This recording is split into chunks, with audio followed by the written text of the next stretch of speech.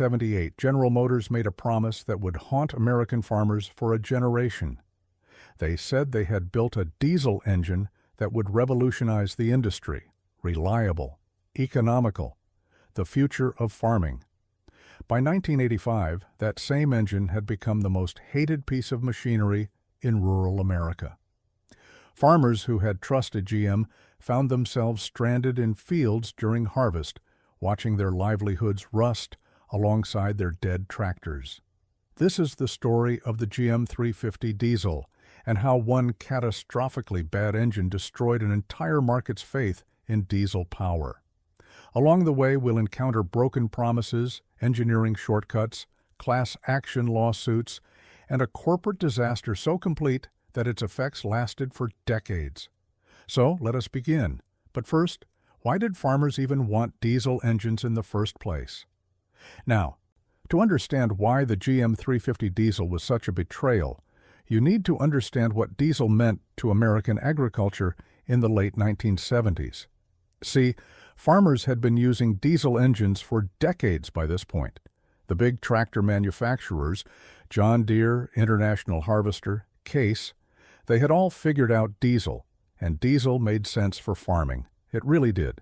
The fuel was cheaper than gasoline.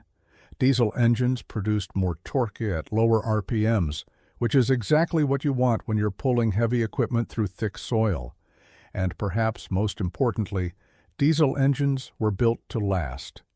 A well-maintained diesel tractor could run for 20,000 hours. Some ran for 30,000. Farmers would pass these machines down to their children, still running strong. But here's the thing. Those were purpose-built diesel engines, engines designed from the ground up to handle the unique demands of diesel combustion. And diesel combustion is demanding. The compression ratios are much higher than gasoline engines. The internal pressures are enormous. Everything has to be stronger, heavier, more robust. The block, the heads, the connecting rods, the crankshaft, all of it. A gasoline engine simply cannot handle diesel combustion without major fundamental changes to its architecture. I mention this because General Motors apparently didn't get the memo. The story of the GM 350 diesel begins not with farmers, but with the 1973 oil crisis. When OPEC cut oil production and prices quadrupled overnight, Americans suddenly cared very much about fuel economy. The era of cheap gas was over, and automakers scrambled to respond. Diesel engines, with their superior fuel efficiency, suddenly looked very attractive for passenger cars. Mercedes-Benz had been selling diesel sedans in America for years, and they were doing quite well. GM saw an opportunity. The problem was timing. Developing a new diesel engine from scratch takes years. 5 years minimum to do it properly. GM didn't want to wait 5 years. They wanted a diesel engine now, while the market was hot. So they made a decision that would prove catastrophic. They decided to convert an existing gasoline engine to diesel. The engine they chose was the Oldsmobile 350, a perfectly decent V8 gasoline engine that had been powering GM cars since 1968. The plan was elegant in its simplicity. Take the basic architecture of the 350, strengthen a few components, change the fuel system, and voila, instant diesel engine. It would share tooling with the gasoline version, keeping costs down. It would fit in the same engine bays, making installation easy. On paper, it made perfect sense. In reality, it was a disaster waiting to happen. The engineers at Oldsmobile knew they were taking shortcuts. They strengthened the block somewhat. They added larger head bolts. They modified the heads for diesel's higher compression. But they didn't fundamentally redesign the engine. They couldn't, not in the time frame they were given. The crankshaft was essentially the same as the gasoline version. The main bearing caps were the same. The overall architecture remained a gasoline engine wearing diesel clothing. The GM 350 diesel launched in 1978 in the Oldsmobile Delta 88. It promised 30 miles per gallon on the highway, which was remarkable for a full-size American car. Reviews were initially positive. Customers lined up. GM couldn't build them fast enough. By 1979, the engine was available across multiple GM divisions: Oldsmobile, Buick, Cadillac, Chevrolet, GMC, and Pontiac. It seemed like a triumph. But the problems started almost immediately. The first failures were the head bolts. Remember, diesel engines operate at much higher compression than gasoline engines. The 350 diesel ran at 22.51 compression, compared to about 8.1 for the gasoline version. That's nearly 3 times the pressure. And the head bolts simply weren't up to the task. They would stretch under the constant stress, allowing coolant to leak into the cylinders. Coolant in a diesel cylinder is catastrophic. Unlike gasoline engines, which use spark plugs, diesel engines ignite fuel through compression alone. Liquid doesn't compress. So when coolant entered the cylinder, something had to give. Usually it was the connecting rod. The stories from owners were nightmarish. Engines would fail at 50,000 miles, 40,000. Some didn't make it to 20,000. And these weren't gradual failures that gave warning signs. These were sudden, violent, catastrophic failures. Connecting rods punching through engine blocks, crankshafts snapping, cylinder heads cracking. One moment you're driving down the highway, the next moment your engine sounds like someone threw a grenade into it. Now, here's where the farmers come in. GM didn't just put the 350 diesel in cars, they put it in light trucks too, the Chevrolet CK series and GMC pickups, and farmers bought these trucks. Of course they did. Farmers knew diesel, farmers trusted diesel, and GM was promising them a diesel truck that would sip fuel while hauling heavy loads.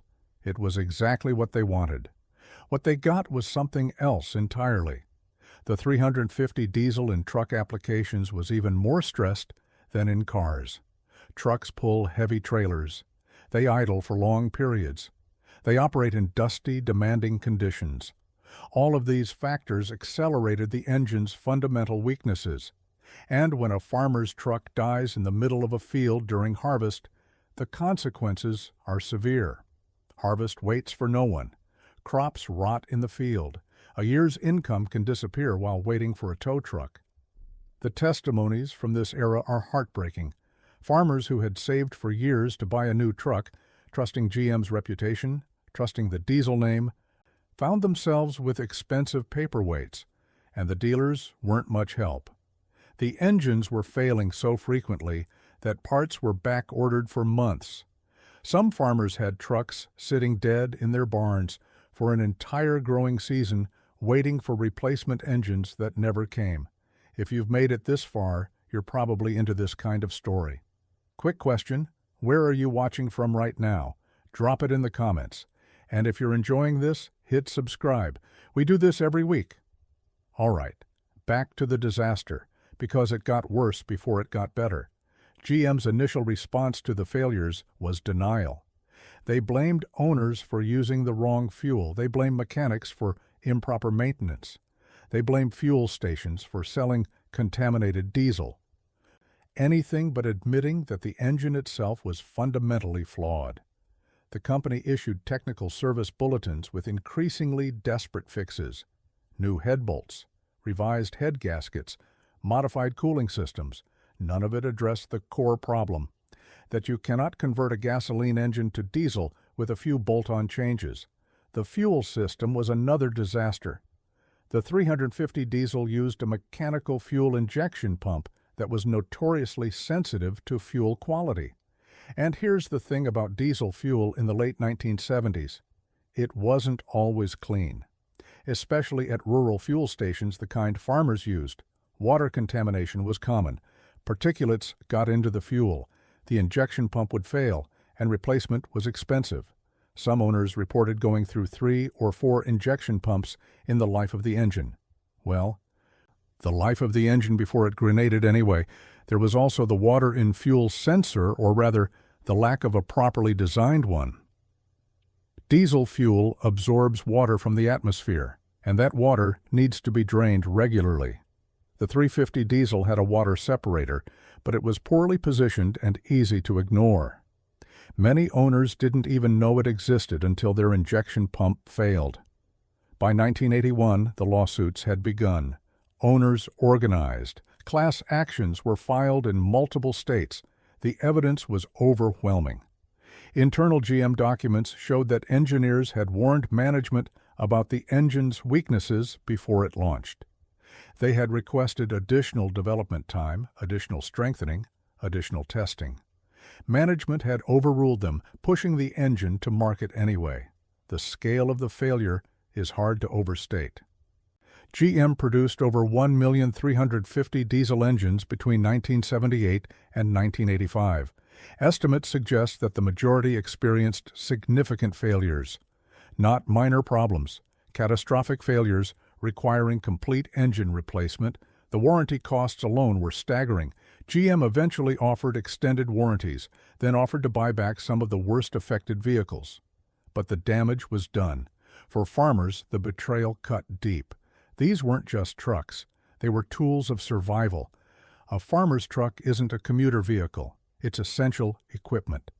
When GM sold farmers a diesel truck, they were selling reliability. That's what diesel meant. That's what the name promised. And when those trucks failed over and over, in the worst possible circumstances, something broke that couldn't be fixed with a new engine. The psychological impact was profound. Farmers talk to each other. They share experiences at co-ops, at auctions, at church, and the stories spread. My neighbor's GM diesel blew up during wheat harvest.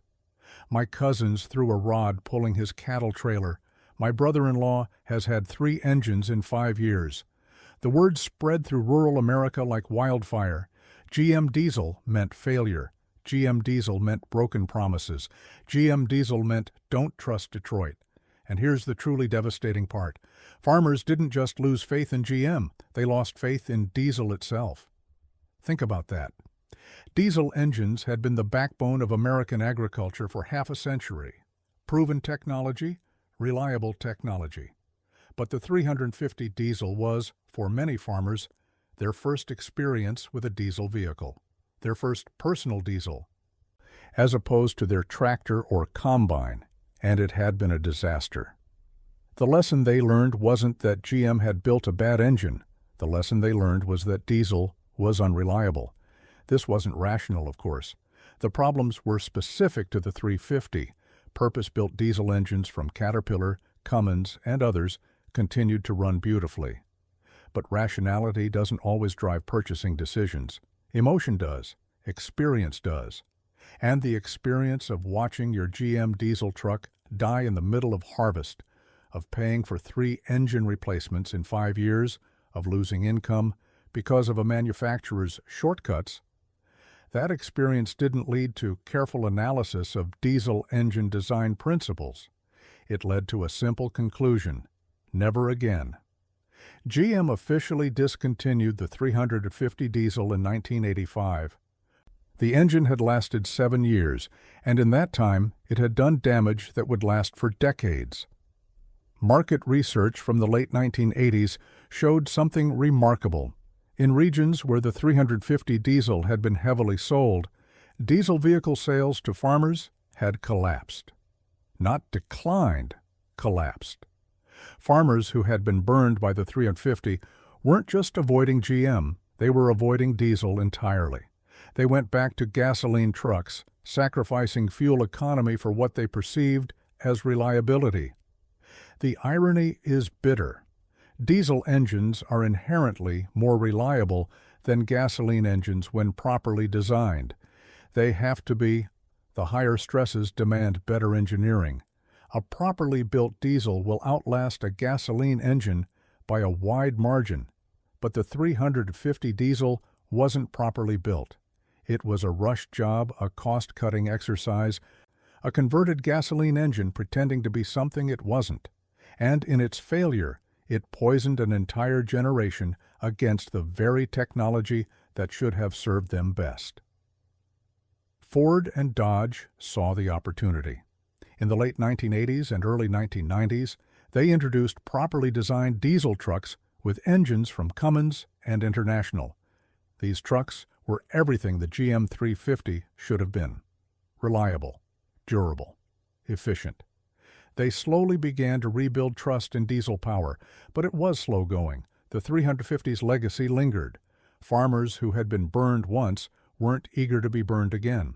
Some never came back to diesel at all. GM learned its lesson eventually. When they returned to the diesel market, they did it right. They partnered with established diesel manufacturers. They used purpose-built engines designed from scratch for diesel combustion.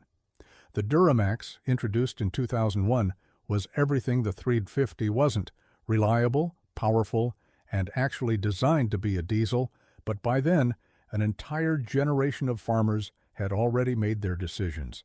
The trust that was lost in the late 1970s and early 1980s was gone. And what of the engineers who had warned GM, the ones who had requested more development time, more testing, more resources? Most left the company. Some spoke publicly about what had happened, describing a corporate culture that prioritized schedules over quality, marketing over engineering. Their warnings had been ignored, and they had watched the predictable disaster unfold. One former engineer, interviewed decades later, called it the greatest engineering failure in automotive history. He might have been right. The class action lawsuits eventually settled in the late 1980s. GM paid out hundreds of millions of dollars. Owners received compensation, though never enough to cover the full extent of their losses.